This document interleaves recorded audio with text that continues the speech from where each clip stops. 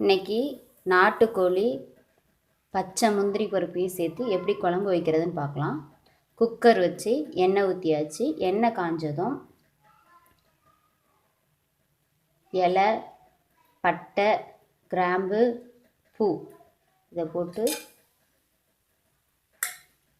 எண்ணெயில் ஃப்ரை பண்ணணும். இந்த மாதிரி வெடிக்கிற சத்தம் கேட்டதும் இஞ்சி பூண்டு பேஸ்ட்டு இந்த பாருங்கள், இஞ்சி பூண்டு சோம்பு மூணையும் மிக்ஸ் பண்ணி பேஸ்ட் பண்ணி வச்சுருக்கேன். அதை அதில் போட்டு வதக்கணும். பூண்டு பேஸ்ட்டு நல்லா ப்ரௌன் கலரில் ஆயிடுச்சு. இப்போ இதில் 3 கறி வெங்காயம், ஒரு 20 சின்ன வெங்காயம், 3 தக்காளி எல்லாத்தையும் ஒரே இதிலையே போட்டு பேஸ்ட் பண்ணி வச்சாச்சு. இப்போ இதில் அதை போட்டு மிக்ஸ் பண்ணணும். பச்சை வாசனை போயிடுச்சு. இப்போ மிளகாத்தூள் 1 ஸ்பூன் போடணும்.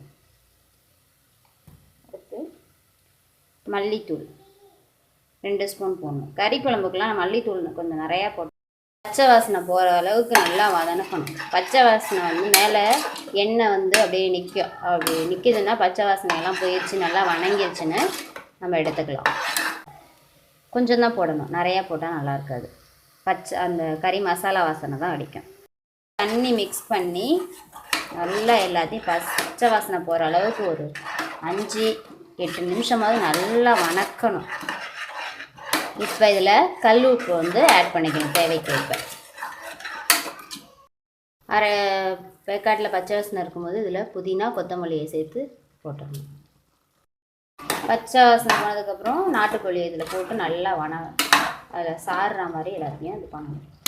ஏற்கனவே உப்பு கல் உப்பு போட்டாச்சு.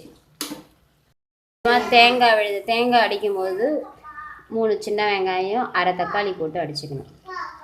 குக்கர் மூடியை போட்டு ஒரு 5 விசில் விட்டுறணும். அதுக்கப்புறம் தான் பச்சை முந்திரி பருப்பை ஆட் பண்ணணும். இப்பயே போட்டால் அது ரொம்ப கொலன்னு போயிடும். அதனால் ஸ்டோப்பில் பச்சை காய் காய்ச்சிருக்கோம், அதை எடுத்துகிட்டு அரிஞ்சு இது மாதிரி பருப்பாக எடுத்து வச்சுக்கணும்.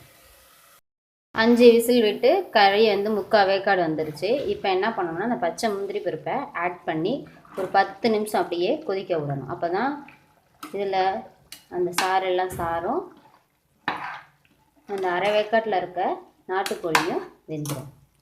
அவ்வளோதாங்க. இப்போ பச்சை முந்திரி பருப்பு ப்ளஸ் நாட்டுக்கோழி குழம்பு ரெடி.